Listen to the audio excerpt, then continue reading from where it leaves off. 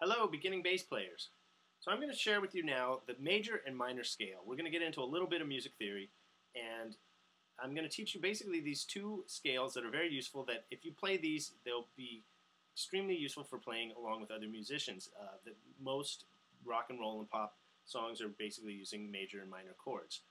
As you get into things like jazz and stuff like that, you'll find much different chords, and this won't work for that, but we're just starting out here. So we're going to start with the major scale, and I'm going to start with A major, which is this note right here.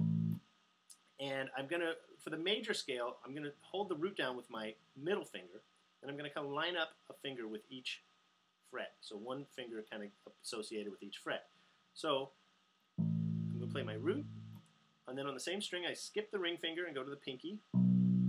Then again I go up a string, and now I'm going to play with my index finger, my middle finger, skip the ring finger, and go to the pinky. So far we've got. Now I'm going to go up a string again and play my index finger. The real major scale, do, re, mi, fa, sol, la, ti, do, then skips the middle finger, plays the ring finger, and ends on pinky finger. So it's. But the really useful scale for jamming, there's a slight variation. We're not going to play the ring finger for the major seventh. We're going to play the middle finger. We're going to go down a fret. So listen to this. It's root.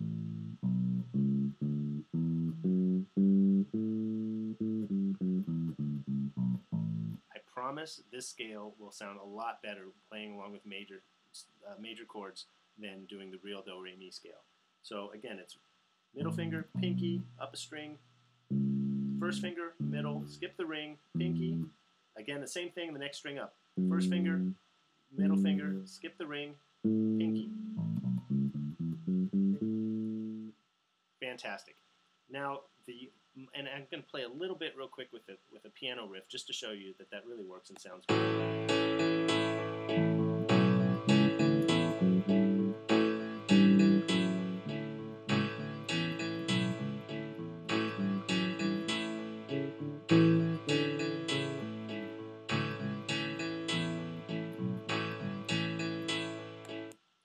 So that was the major scale. Now the minor scale is for playing along with minor chords. And the minor scale, we're going to start with our index finger. So we put that on the root note. We're going to play A minor. So that was A major, this is A minor. And we lay, again, one finger kind of per fret. And to play the minor, we skip the middle finger, play the ring finger, play the pinky. This is on the first string, the root string. Then we go up a string and do the same pattern again. So first finger, ring finger, pinky, up a string again, first finger, skip the middle finger, ring finger. So I know I went a little bit fast, but watch.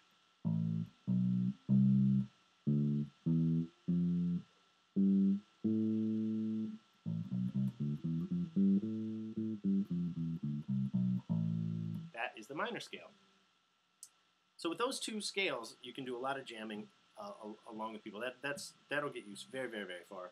Now, a catch with that, just because all those notes technically go along with a chord that's being played, they're in the same scale as it, doesn't mean that you're free to go willy-nilly just playing any old note in that scale. For instance, if you were to play, traditionally you want to land on the root note when it comes to the downbeat. The root note, or the fifth, maybe the third, maybe the fourth.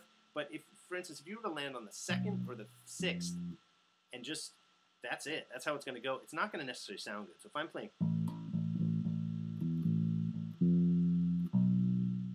they kind of sound weird. If you're playing along with a rhythm and you try to end there, it's like, what is that? You want what they call resolve. Which resolve means kind of come back at the end to land on the root. Occasionally you can land on the fifth. So you'll find that certain notes are better for kind of passing through. If you're playing a groove, and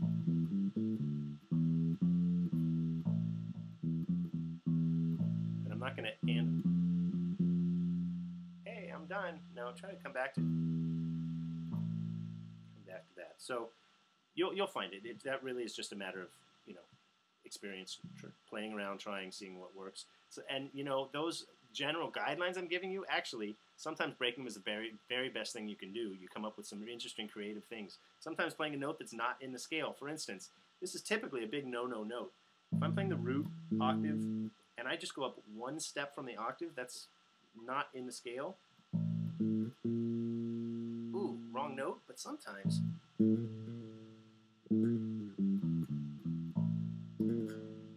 use it as a little fill or a trill or something. So you can kind of break all these rules. They're just sort of guidelines to get while you're jamming where you don't hit any really bad clinker notes as you're playing. So continuing on, I'm going to address some common chord movements. So now the nice thing about these two patterns that I showed you is you play them the root of whatever note's being played. So if that was both in A, right? Well, that same pattern, for instance, for the minor one, that little pattern of notes, you can move it, and now you've got, if I move it up 2 frets,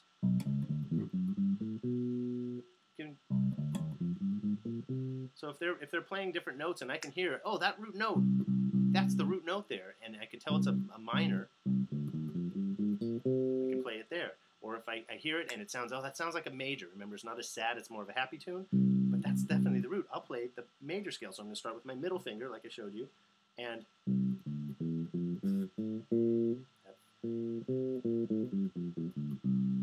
so you can move these patterns around. So really, once you know those two major and minor patterns, you can really do a lot. Because as soon as you can hear what that root is, move your hand there and start your pattern at whatever that starting note is.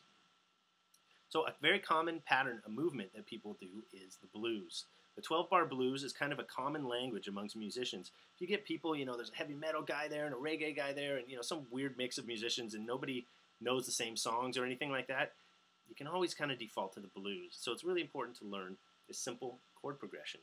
And you can do it in any key. I'm going to do it in G. G is this third note here. It's on the one with the dot. And I'm not even going to play a riff. I'm just going to play the notes of the root notes of the chords. So somebody on the piano would be playing chords based on this. So let's see here. G, C,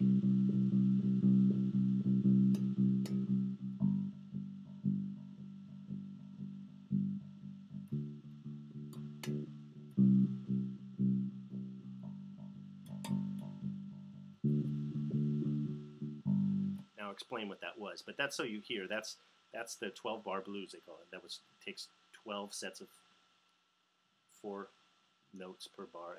I'm not going to get too technical with it. So you play that 4 times, play another 4, then go up to here. That's the C. That's 1 note up, and then back down. So that's the 4. The root, go up to the 4th. Back down. Then you go to the 5th, so you go up a string and over 2, down back to the 4th, down 2 frets, back to the root. And then a lot of times they'll end up with the 5th again. You start over. So now you can actually do a riff moving it around that pattern. So instead of just playing a root note, I'm gonna do the, everybody knows this traditional one, and listen for it.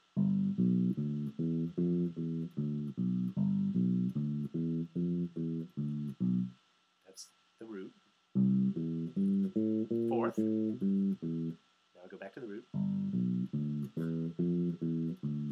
Now I'm gonna go up to the 5th. So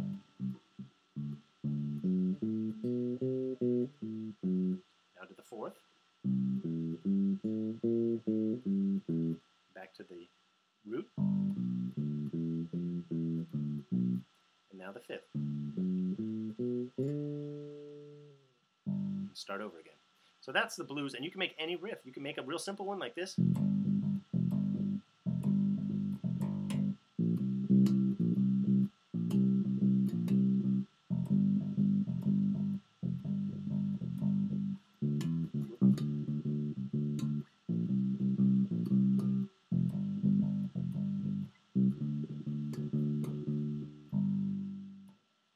Find that very useful. You've got something now to communicate with other musicians with.